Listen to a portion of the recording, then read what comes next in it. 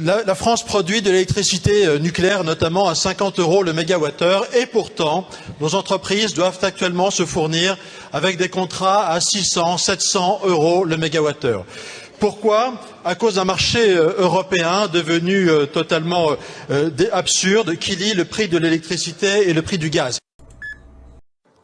Alors comme ça, on nous aurait menti sur la Russie. Les amis, je suis en train de me balader dans une petite ville d'une grande ville, dans le sud de la Russie, dans le Caucase. Et je suis dans un parc, le parc il est extraordinaire, franchement, magnifique. Et surtout, on est accueillis par de la musique classique dans le parc. Mais c'est quoi ce truc de fou? Et comble du sort, la fraternité entre musulmans et chrétiens ici existe véritablement. Une femme sur deux que je vois, elle est voilée. Et personne ne pose aucune question, parce qu'on est dans une région dans laquelle il y a des musulmans. Et une femme sur deux porte une mini-jupe. Alors en fait, la Russie, c'était peut-être le pays qui a tout à nous enseigner dans la fraternité. Était évident. Donc oui, il y a eu un maquillage des comptes du pays qui est d'une grande gravité. Tout ça pour ne pas affoler les agences de notation.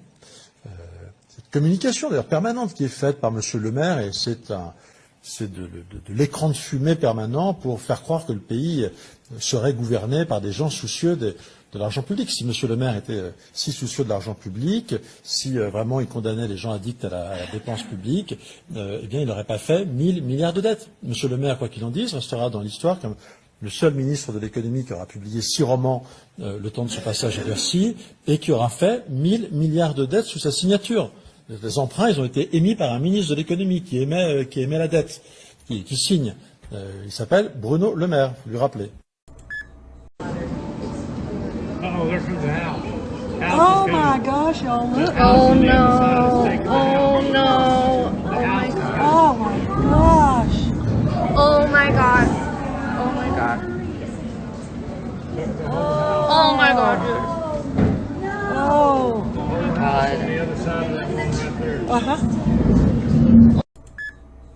The people don't matter in this case. Man, I think this, for a bunch of reasons, it's so obvious. It is salacious. People have followed it for years. The president promised to reveal the truth about this. Pam Bondi, as you said, went on television, said we have the truth and we're going to give it to you. Yes. I think this is a big deal. It's a really big deal. It's bigger. So. I hope so too, actually. So let's just assess this logically. They're covering up, the DOJ, the current DOJ under Pam Bondi is covering up crimes. Very serious crimes by their own description. Why are they doing that? Yeah. So there are really only two potential explanations that I can think of. Maybe you've got another.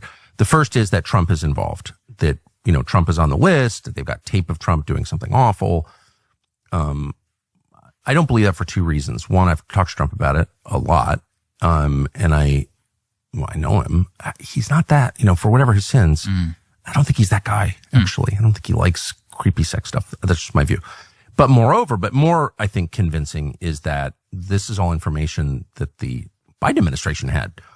And if there was evidence that Trump had been involved in illegal sexual activity, you think the people who made up Russiagate wouldn't have leaked it? Right. Come on now. So the only other explanation that I can think of, again, maybe you've got another, is that intel services are at the very center of this story, U.S. and Israeli, and they're being protected. I think that seems like the most plausible. That's the most obvious. I have a history of this. There have been multiple documented cases of pedophilia inside of the CIA perpetrated by CIA officers, documented that in many of those cases, I believe over a dozen cases, this was a BuzzFeed news piece years back, where the CIA specifically did not want to prosecute those individuals in federal court for fear that they would reveal sources and methods if they were pulled into open court. And they basically just made it go away. The only time they actually prosecuted somebody for child pornography was whenever he'd already being prosecuted for mishandling classified information. Well, when they want to crush you, they put kiddie porn in your computer. It's why I don't have a computer. Don't own one. Yeah, if you're an important person, you should be careful. No computer in my house. This is an important thing, though, is that we already have documented cases of them covering this up. I believe the CIA Inspector General, I forget the exact quote, but he said something along the lines of, you wouldn't even believe the amount of child porn, that I've seen while I'm on this job. I mean, these are depraved.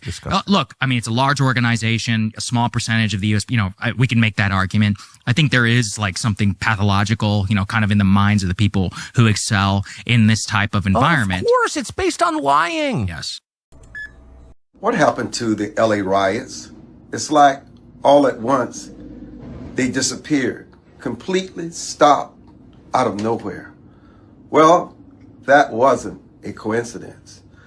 The Department of Justice announced that they would begin investigating those funding the riots and prosecuting them. Once that announcement was made, the riots stopped. You see, these protests and these riots, they're funded. They're not organic. This is not true free speech. This is paid speech. This is paid manipulation of the public.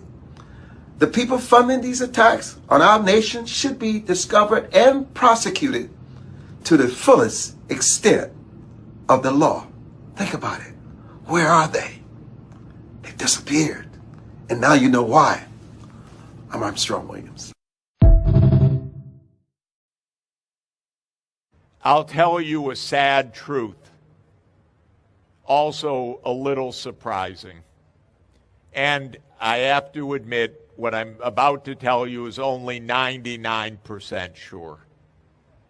But my view, based on very extensive work over the last 4.5 years, is that COVID came from the University of North Carolina, which is the leading researcher on beta coronaviruses, working with the U.S. government on a set of grant proposals that identified putting in the viral change that created SARS-CoV-2.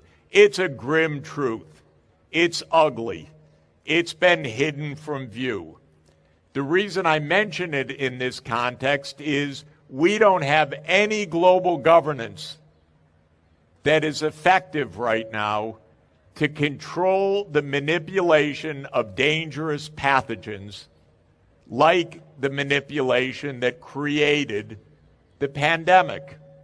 And when it happened, and officially it took 7 million deaths, but probably if you count all of the deaths associated with COVID, it was probably closer to 20 million deaths.